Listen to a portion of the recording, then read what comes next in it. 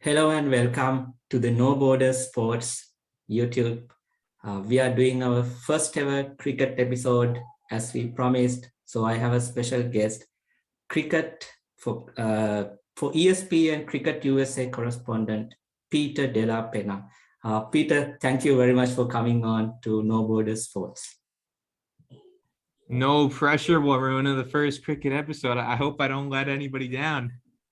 So I did episodes, but with some other podcasts previously covering 2020 Cricket World Cup and so on and so forth. But this is the first time we are doing on our new channel, No Border Sports. So you are the first guest. So I'm really glad we could bring you on for this episode. Thank you for having me. So how are you doing these days in terms of cricket? What are you doing, following? How is it going on? Well, I've had a quiet period, which is unusual for associate cricket because obviously everybody who follows cricket knows it's a 12-month-a-year sport. There's never really any downtime. It's always summer somewhere where people are playing cricket. So I was in Florida in December when USA hosted Ireland and got a chance to be there for the start of that tour, which unfortunately was curtailed when the COVID issues popped up in that series. And I think it was a rush decision to cancel that series. Yes. And if I had my druthers, if I was holding the keys to the palace of American cricket and what happened. I would have tried to twist a few more arms to get the Ireland players onto the fields to make that series happen, because I just feel that there's enough evidence now to demonstrate that with fit, young, healthy athletes, the risk of further spread, especially on-field spread, is very limited. The major issue that caused the cancellation of the series wasn't actually anything that was happening on the field. It was the events off the field. So being in training meetings, holding team meetings and team meals, so everybody's together, those kind of things were what, as far as I understand, caused a few people to contract and test positive. But arguably the safest place for anybody to be is on a cricket field where you're 20, 30, 50, 100 feet apart from your nearest teammate if you're fielding, and you're 20 yards away from your teammate if you're batting. And I just feel like there was a knee-jerk reaction to cancel the series, when I think if there was a bit more open-mindedness, especially with taking into consideration the risk factors. Yes, if somebody catches COVID, it's not ideal, but these are supposed to be fit athletes in their 20s and early 30s, in some cases teenagers who are in the lowest risk category. And I think the approach may have been different, and I would have supported halting or canceling the series if it was March or April 2020. Well, now we're into December 2021, January 2022. World's a lot different. We've got a lot more information, and I just feel it was unfortunate that the series was canceled. What it did mean, though, is it meant more time for me to spend with my family. And so I've been able to go home and spend time off the road, which is a bit unusual for me. Usually I'm traveling quite a bit throughout the year.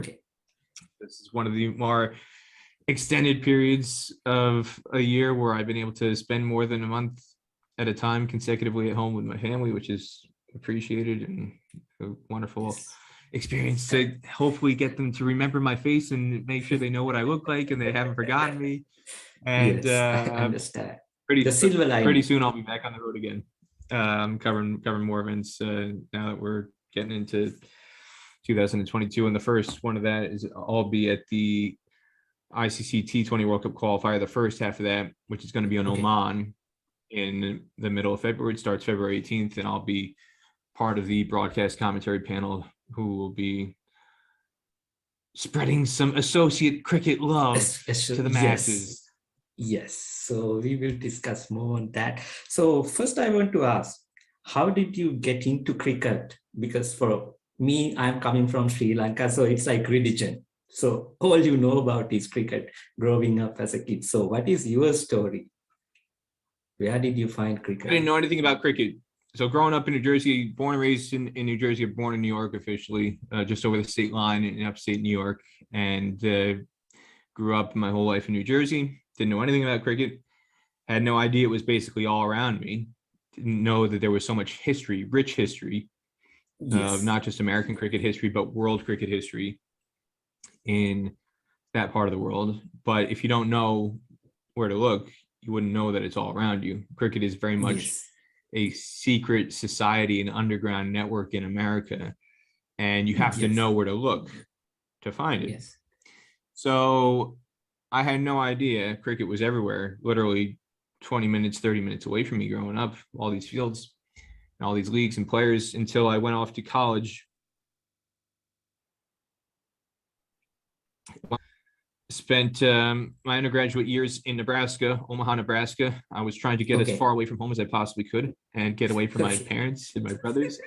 And when you go from New Jersey to Omaha, Nebraska, and that's about 1,200 miles away, that's mission accomplished to a certain extent. Okay. And so Yes. I was a journalism student. That was my major at Creighton.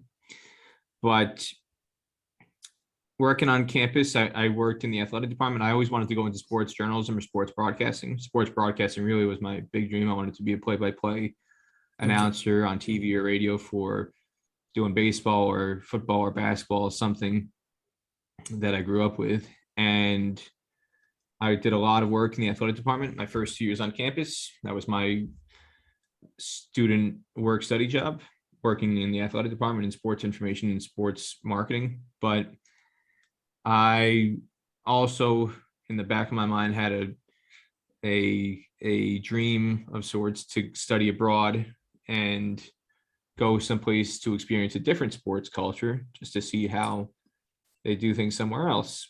And one of Yes. the countries that caught my eye was Australia because of the 2000 Olympics. When I watched them on TV, the Sydney Olympics, everything about it just Yes. sucked me in, and I was just captivated more so than for some reason any other Olympics that I had watched on TV, whether it was going back to Barcelona in 1992 in the Dream Team, or 96 in Atlanta on home soil in the USA, or 98 in Salt Lake City.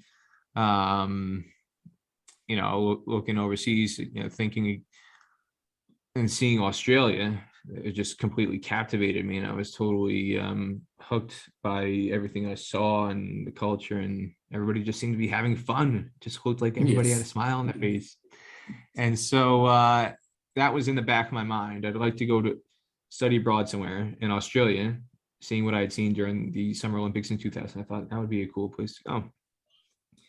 So my first semester of junior year, I decided, what basically determined my decision was, being a sports crazed American male youth, was which season could I tolerate missing more in the American sports calendar, both for my work study job on campus and also just in the context of sports. Yes. Creighton does not have a football team. Okay, Creighton Okay. does not have a football team. They're not a Division I football sport university. Okay. They've got basketball, and they've got baseball and other sports. And I thought, okay, I can tolerate missing the fall semester in Creighton because they've got men's and women's soccer. Although I was working for those sports in that season, and volleyball. They didn't have the same allure as the basketball team, and potentially missing March Madness. I didn't want to miss March Madness and an NCAA basketball tournament and baseball, the start of baseball season. And I thought, if I go in the fall, I love football. NFL is my favorite sport, college football, but Creighton didn't have a football team on campus. Yes. If I go in the fall, I'll still be able to come back in time to watch the Super Bowl. So I won't miss the Super Bowl playoffs.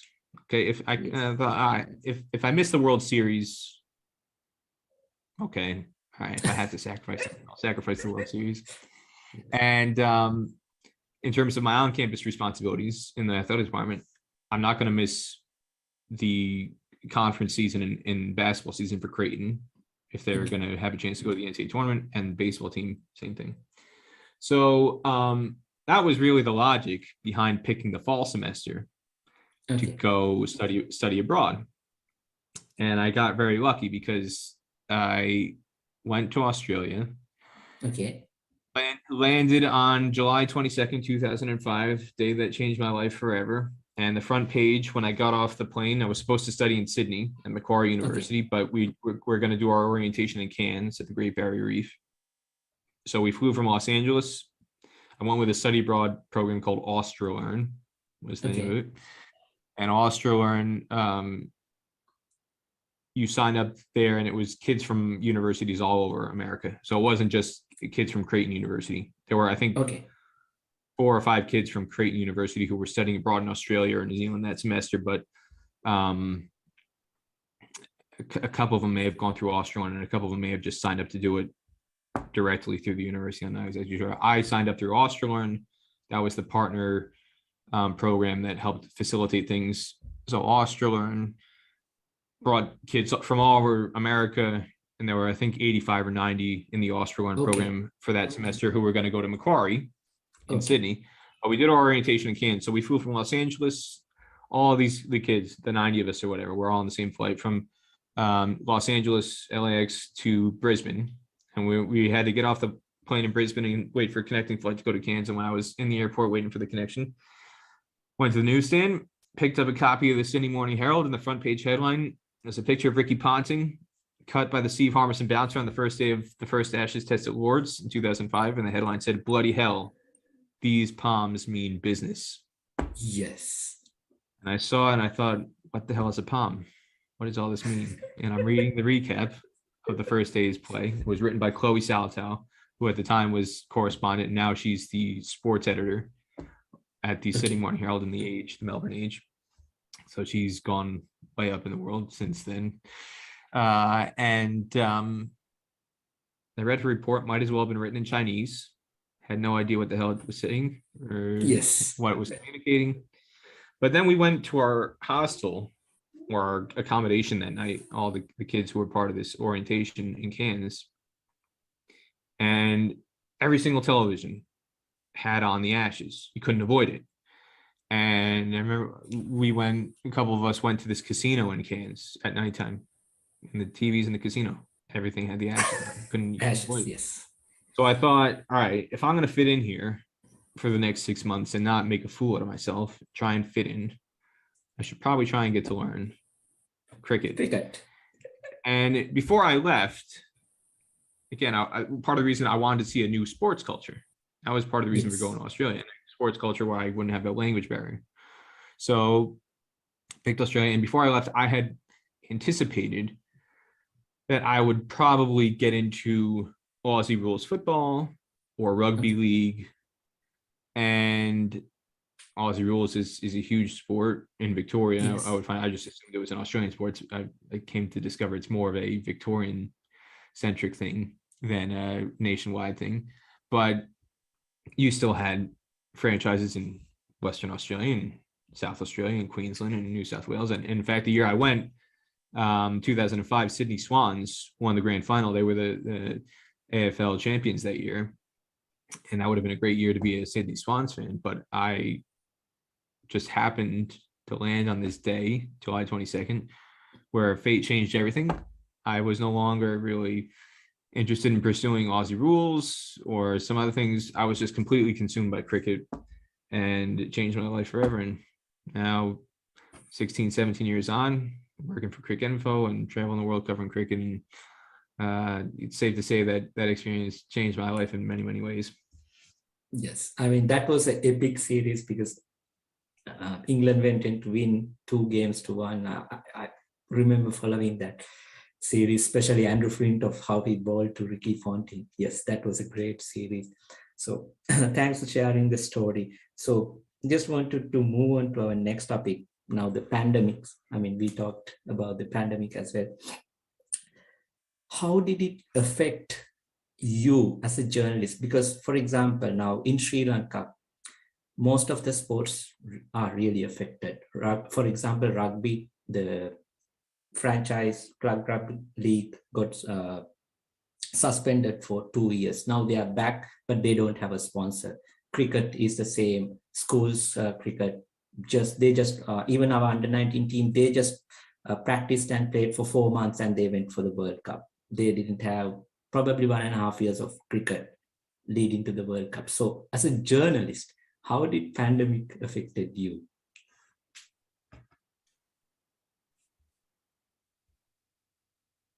Not in a good way. So I'll say that. There's a lot of ways to answer this question. It was very, like a lot of people, it was a very uncertain time. There's a lot of worries and angst and doubt, and you didn't know if you were going to have a job, and you didn't know if how long it was going to continue on for. If there's no cricket to cover, what are you covering? Yes. How do you justify keeping your job? Yes. And not to minimize the families and the people and all the lives that have been lost through the pandemic. I personally have family friends who died. I know people who died. So we had personal grief that we've had to deal with. We're not immune to that. I don't know. I can't think of hardly anybody I met who has not known somebody who died. Exactly. Okay. But there is a significant cost. There's no winners. Yes. To what's going on. And I think that when all the lockdowns were being put into place, I would say somebody who was supportive of them initially, because nobody knew what the hell was going on. Yes. We were all in the dark. Everybody was clueless. Yes. What's going on? Is this a 2-week thing, a 2-month thing? Everybody was scared. The uncertainty was the big thing that was driving that. It was not having answers. Okay. Yes. And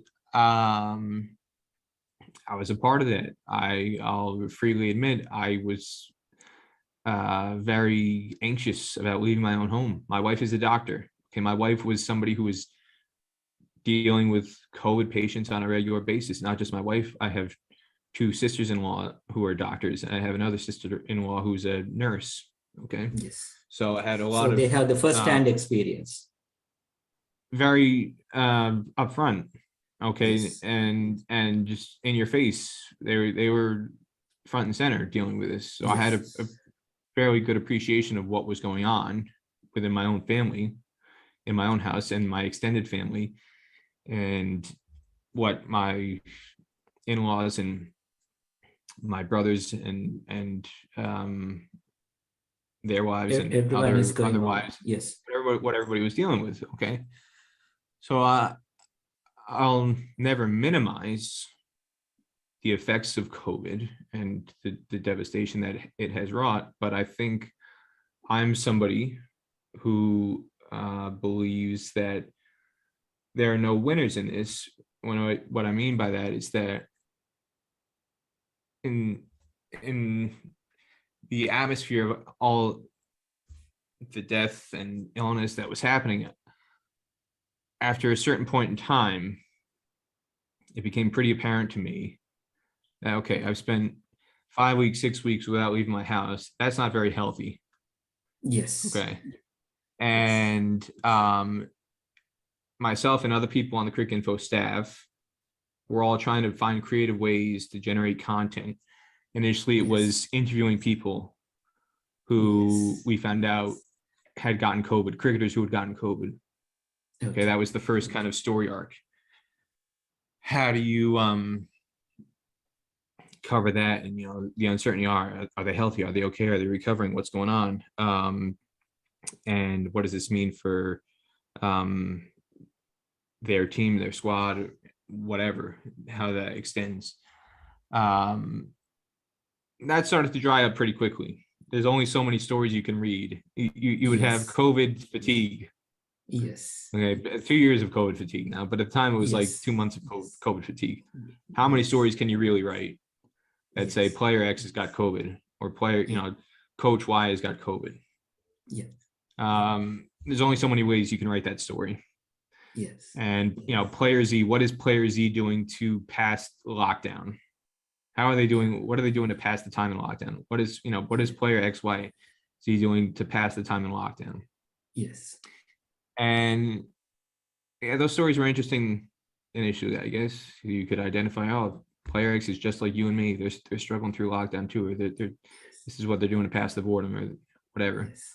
There's only so many ways you can write that story. Yeah. And I found it peculiar in certain ways. Again, not I don't say this in trying to be selfish in any way. Okay, because again, my own family situation is that my wife is a doctor, my wife was working. So if I couldn't work for whatever reason, if for some reason I wound up losing my job, or it came to a point where Cricinfo could no longer afford to keep people on staff, and I'm very, very grateful with the fact that ESPN and Disney and Cricinfo were able to stay committed to everybody on staff. Generally speaking, there were some people who did get laid off, unfortunately, but overwhelmingly, the majority of Cricinfo staff stayed intact, and I was able to stay on board. Okay. But I found it very peculiar that whether it's journalists or people elsewhere in the cricket ecosystem, were cheering, in a sense, or supportive in some way, for the continuation of lockdowns and the continuation of inactivity to an extent. Yes. And I don't know if that was fear of the unknown or just fear of COVID or what, but I knew from talking to cricketers, I knew from talking to other journalists, I knew from talking to other people in the cricket ecosystem, staying indoors 24/7 was not healthy from a mental standpoint. Yes. And I'm a big believer in the fact that some of these unintended consequences did not help matters through lockdown. And this is what I mean when I say COVID had no winners. Yes. Staying locked down indoors, the first time, in March, April 2020, all for it. Okay, we don't know what the hell's going on. But having lockdowns later in the summer 2020, having lockdowns again in winter 2020, going into 2021, I don't know what they achieved. Yes. And what I did see is people, again, through whether it's family, friends, people in cricket, they were struggling. And why we're struggling mentally, struggling emotionally, and why would you, as a journalist, I was not somebody who was going to be cheerleading for more lockdowns and continuation of stopping cricket. Yes. Because, and it's not just about me or other journalists needing things to cover. Okay, I brought this up to some people and they say, "Oh, you just wanted you're just looking out for yourself. Or you just wanted matches to cover so you could justify your job." No, if I didn't have cricket to cover, I would be perfectly fine because my wife is a doctor. She's earning enough. I'd be okay. Yeah. That's not the point. I mean, there's a much larger ecosystem. I just want to finish this point. There's a huge ecosystem. Yes. It's not just about the players. It's not just about the media.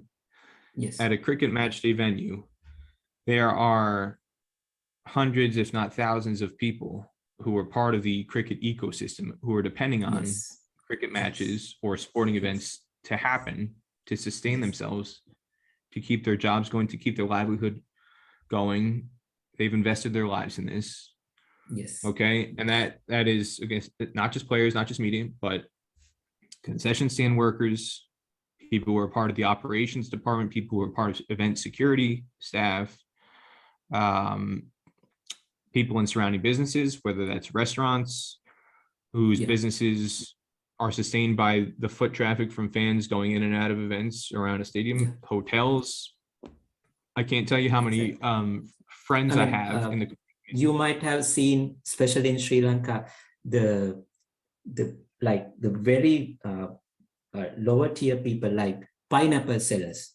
During the cricket match in Goa, there are many people who with that small basket selling pineapples. Their entire living is gone when there is no matches happening. So many things that people overlook. That's a perfect example. And I had so many friends in the cricket community in America who are hotel and motel owners, which is a popular business, especially in the Gujarati community in America. Okay. Yes. And these friends of mine were suffering because their hotels were empty. They couldn't afford to, and it wasn't just, oh, I'm a rich hotel owner and I'm losing profits. It's not just about that. They have consciences. Okay. They're feeling pressure and feeling terrible because they can't pay their staff. They're supporting 50, 100, 200 staff. The staff, all their employees are depending on them. They can't afford to pay their employees. They have to lay them off. They're applying for these government PPP loans to try and keep their businesses afloat. And so all these things in my mind matter. And you can't just poo-poo them and say, oh, it's only money at the end of the day. No, it's not just money. It's putting bread on the table. It's feeding your family. And this whole business of the thing that probably one of the things that infuriated me most, whether it was in the US or in England or elsewhere, was this definition of what is an essential worker. And that's true. Who can travel, who can leave their homes, who's allowed to leave their homes to break lockdown, who is allowed to continue working, who is allowed to continue earning money for their family and put food on the table.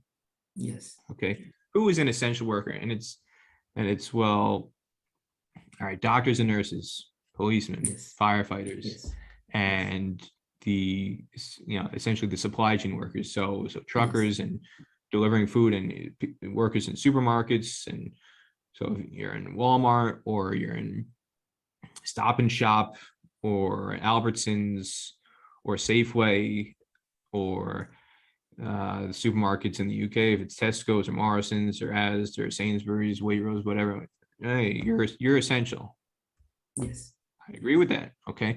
And if you're working for Amazon delivering packages, because everybody started to depend on, you need to order stuff off Amazon because you can't go shopping in person. Well, Amazon delivery drivers all of a sudden became essential, and Uber Eats and Deliveroo and whatever else. Okay. And this attitude develops of,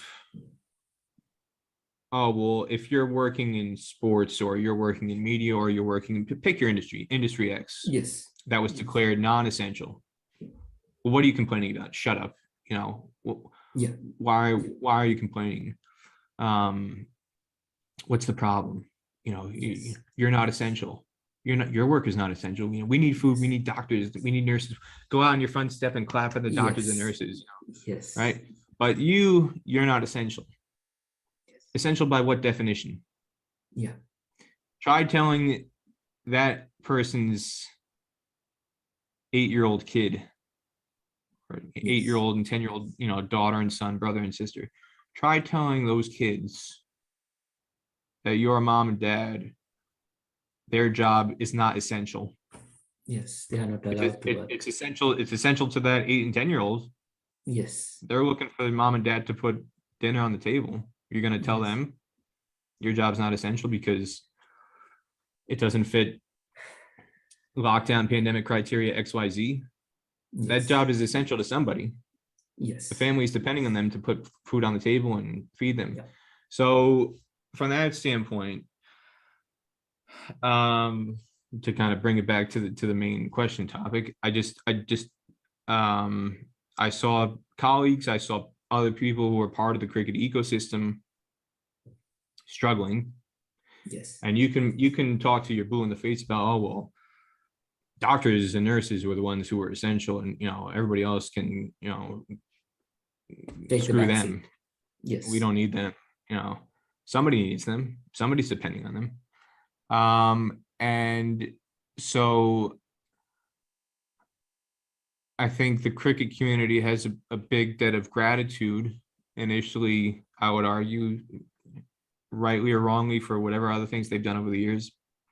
The fact that the ECB was willing to take the risk initially to say, you know, we're going to try. Yes. Hey, we might screw this up, but at least Yeah. we're going to try Yes. to have cricket matches. Yes. Okay, because we can't just sit and hide under our beds forever, wondering and worrying about what may or may not happen.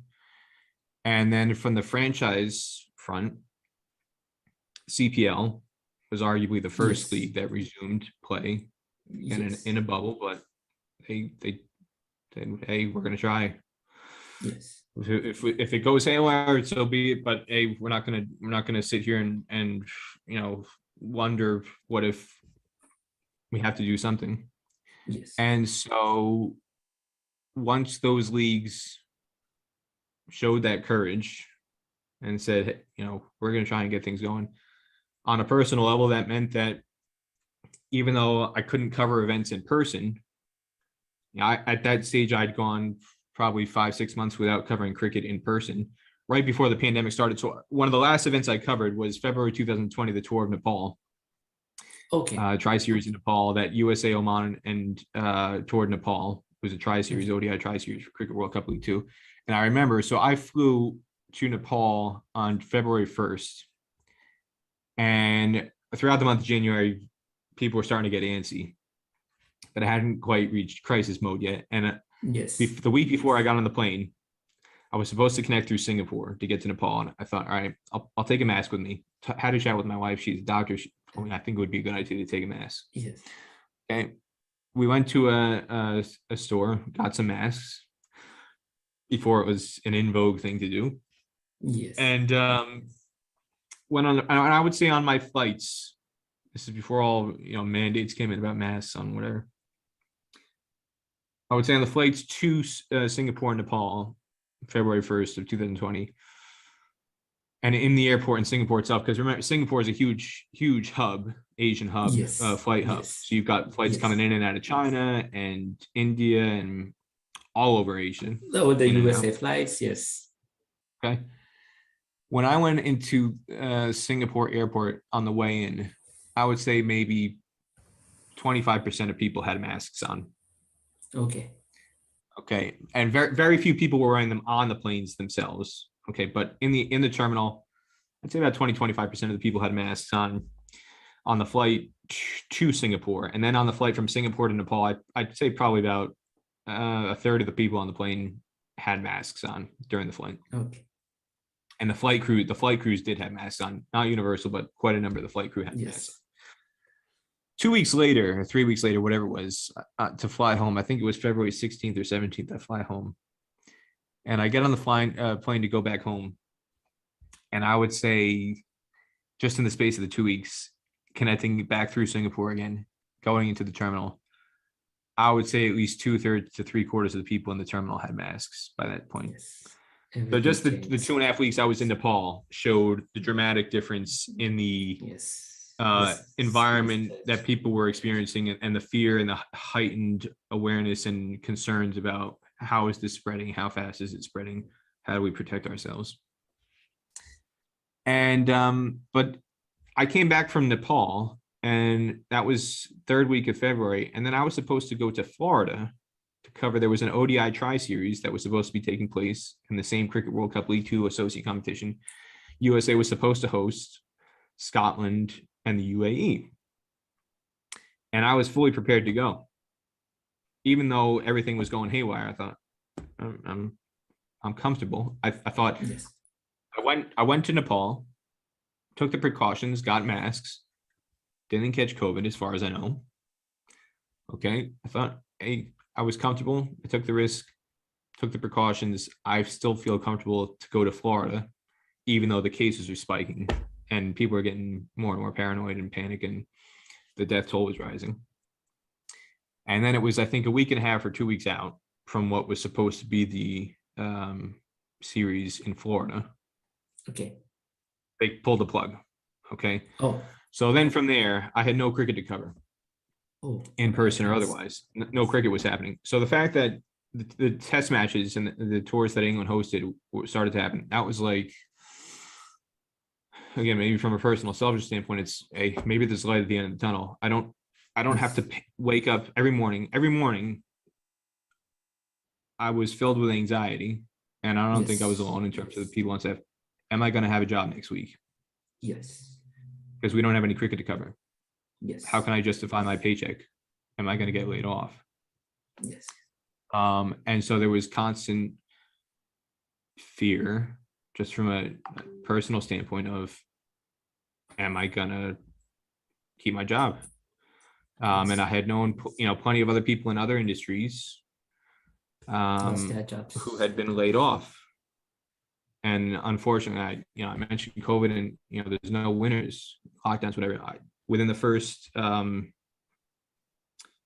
6 weeks of lockdowns,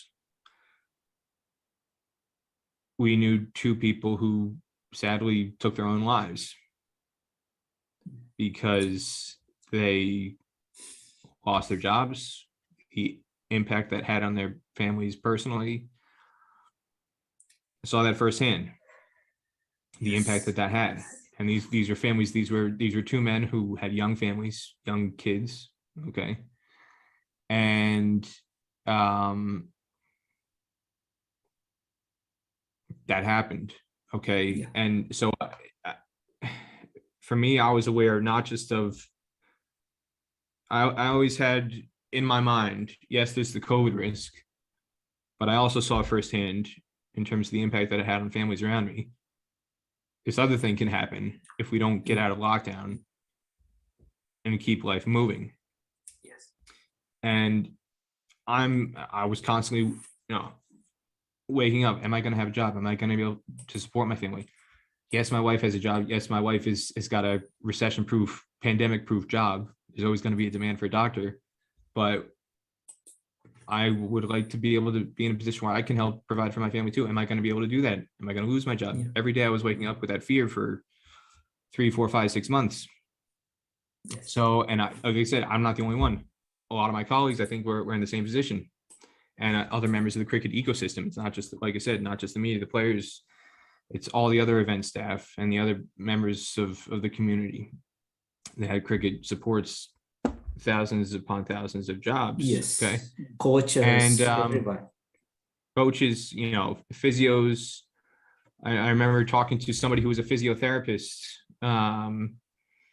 who I would have frequent discussions with, talking about how, as a physiotherapist, you would think, okay, they're in the medical profession. You would think that they would be able to be in a position where it's not going to affect them, but they are specialized in being a sports physiotherapist. Well, the fees and the upkeep to maintain that job are significant, with insurance and other responsibilities. Well, no sports teams were playing. They couldn't do any treatment on athletes. No athletes were getting treatment. You couldn't get treatment in person. Because again, even within the medical community, there were certain classifications of who is an essential medical worker and who is not. Yes. Well, doctors and nurses were of a certain kind. If you were a sports medicine, then you are out of your job. Maybe you're not essential. If you're in plastic surgery, you might poo-poo plastic surgery and say, "Oh, plastic surgery is not important. It's a cosmetic thing."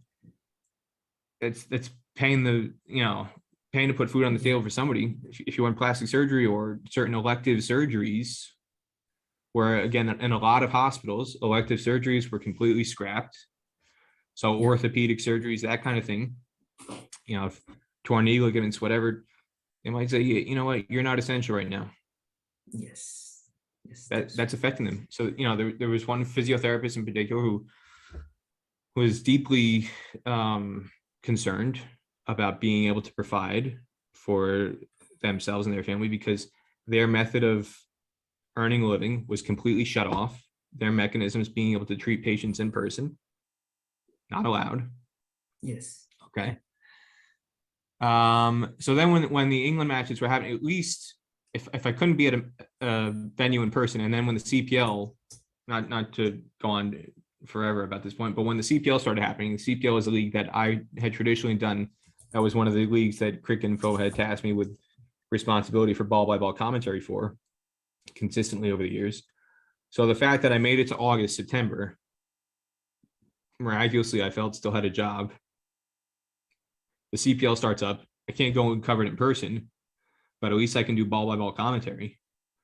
So for a month straight, now I've got matches where I can do the online commentary and do the text ball-by-ball commentary that is driving traffic to make people come to the site and hopefully justify my job. That was like, on a personal level, I can start to breathe a little bit and see a light at the end of the tunnel. And then over the rest of 2020, more things started to open up cricket-wise in 2020. And then when early 2021 began, and USA Cricket, to their credit, I'd have to give a big thumbs up to USA Cricket, again, taking a bold step, hosting national championships. The first one was in April 2021 in Texas, to again show people we think we found a way to safely run an event. And they did. And then more events started happening over the course of the summer. And then USA's international cricket calendar, which had been put on pause for 18 months, finally started to resume in September 2021. And so all these things, this is, to answer your question, this is how the pandemic affected me as a journalist and some of my colleagues. Yes, I mean, thank you very much, because people don't understand the detail level. So you basically told us the entire story, how it affected, not just at the game, everything. So moving on to the next topic, I want to combine our last two topics together. Cricket USA had a significant victory over the Ireland in recent past, as well as associate nations, how ICC, International Cricket Council, treats them. Because, for example, last T20 World Cup, Namibia, they did really well. But I feel like, especially even Afghanistan, they are not getting enough test matches, enough one-day matches.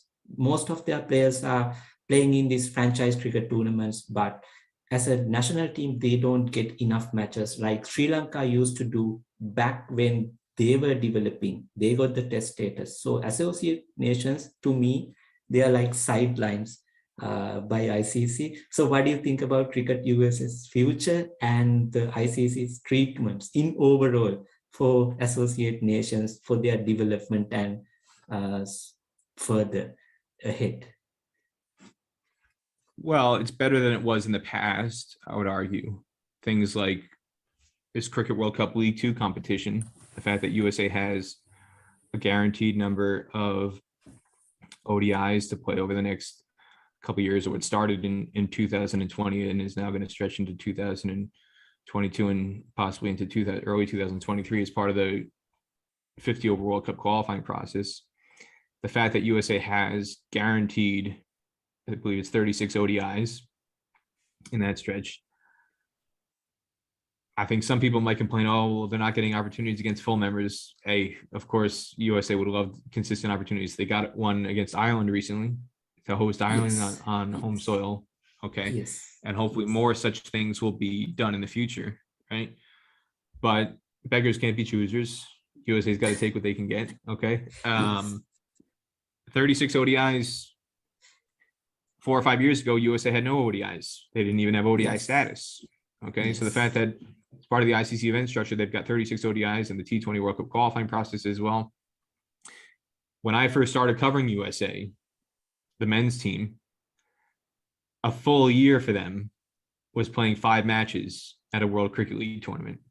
Okay, some men's players, some of the greatest men's players in US cricket history who had, on paper, careers that lasted a decade. Okay. Sushil Nadkarni is one. Sushil Nadkarni started his career for USA, former India under-19 opening bat, who then migrated to the USA, migrated to Texas, and got postgraduate degree and job in Texas and works in the energy industry and is now a USA Cricket board member. Okay. Sushil Nadkarni started his career for USA in 2006, ended his career in 2014. Okay. And Sushil Nadkarni,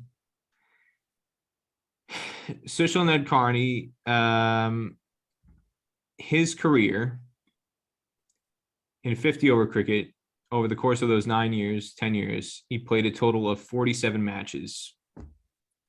So you divide that by 9, 47 matches in 9 years. He's averaging five matches a year, essentially. Yes. Okay. And he's one of the greatest players in history.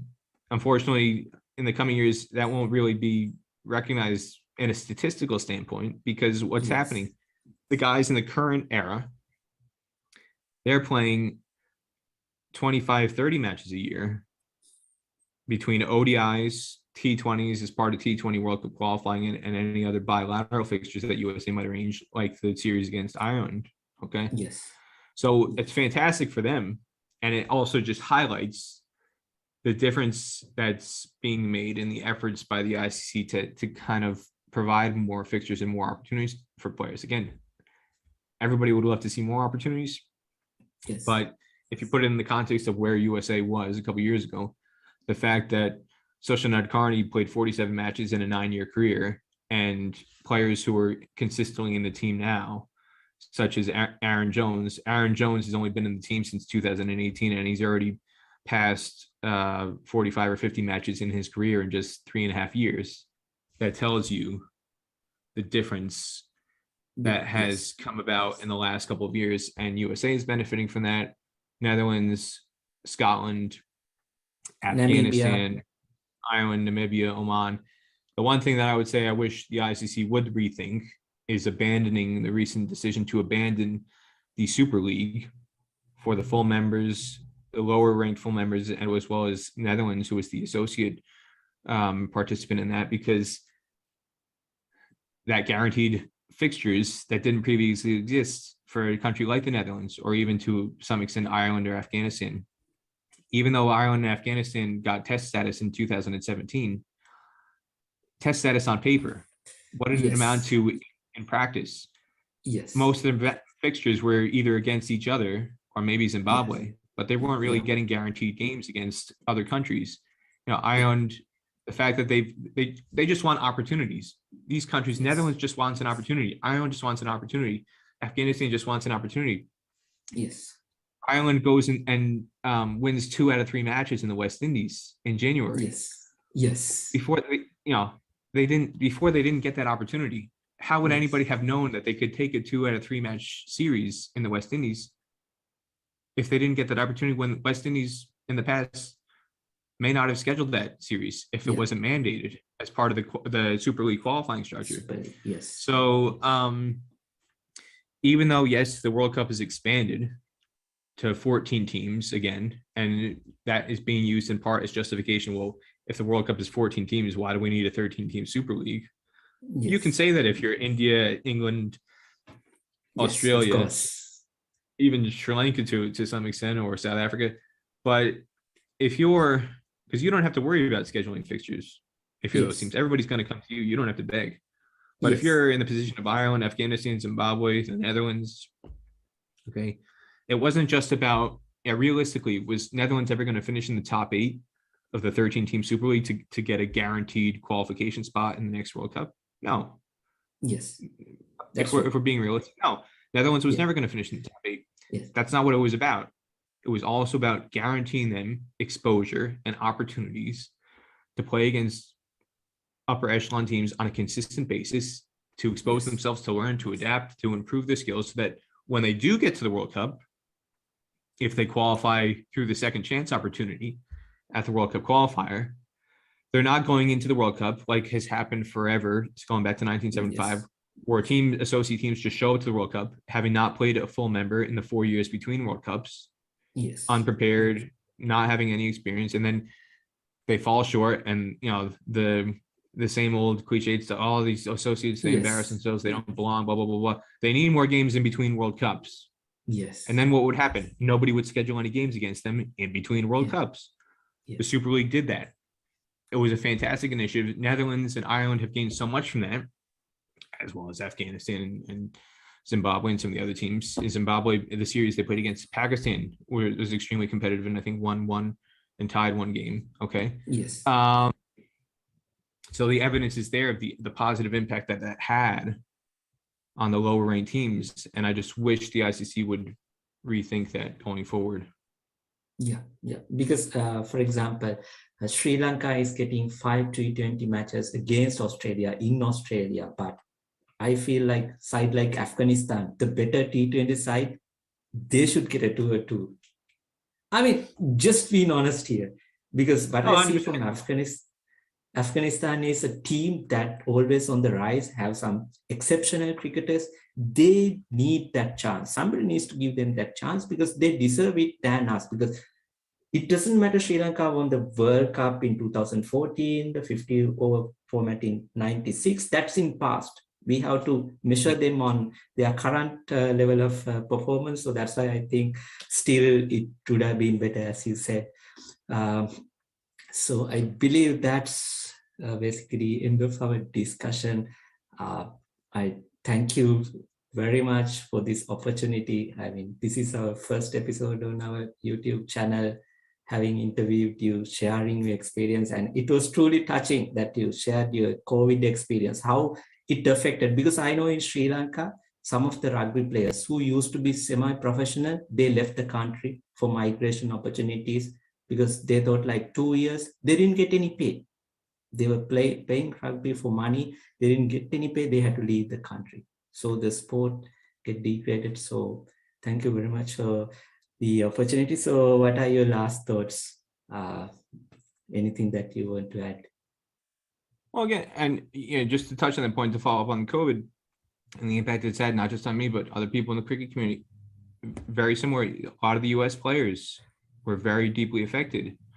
Okay, associate cricket teams, it's not like teams in the full member world where some of the countries were getting partial pay, and partial pay on $1 million contract might mean you're still getting $300,000 or $400,000. Okay, partial pay for a U.S. player meant going from $80,000 down to maybe $20,000 or less. Yes. Okay, minimum wage, not even. And these guys have families. They need to support themselves. And so some of the U.S. players who had their salaries significantly reduced up to 75% to make ends meet during the pandemic, what did they do? They had to go out and be creative, go out and be Uber drivers. Yes. Go out and be, some players I know over USA and Canada became Amazon delivery drivers, delivering packages, doing whatever they can think of creatively to try and make money to survive, support themselves. And so again, the resumption of cricket is not just, hey, Peter Della Penna wants to go cover cricket and I want to have my life go back to, it's not about that. It's not about me. It's not about one person. It's about everyone. There's a whole ecosystem that's involved, and it's not just about some of these U.S. players. Again, their families, their kids. Like, try telling one of those U.S. players whose salary was cut down to under $20,000 during the pandemic, well, you're not an essential worker. You want to tell that to that player's kid? Yes. Good luck. Yes. And so I'm very happy now that we're at a stage where things are trying to get as close to normal as they were to allow people to have their livelihoods get back and try and have some semblance of a normal life. Yes. Okay. Yeah. I mean, thank you very much, because that's a part sometimes people do not understand. So you brought out that element to No Borders Sports. So again, thank you very much, Peter, for joining our first ever cricket episode. So hope to see you again in the future. I wish you all the very best. Hope cricket will come back. I want to enjoy cricket, go to a game when I can. So thanks a lot and wish you all the best. Thank you, Arun. I appreciate it.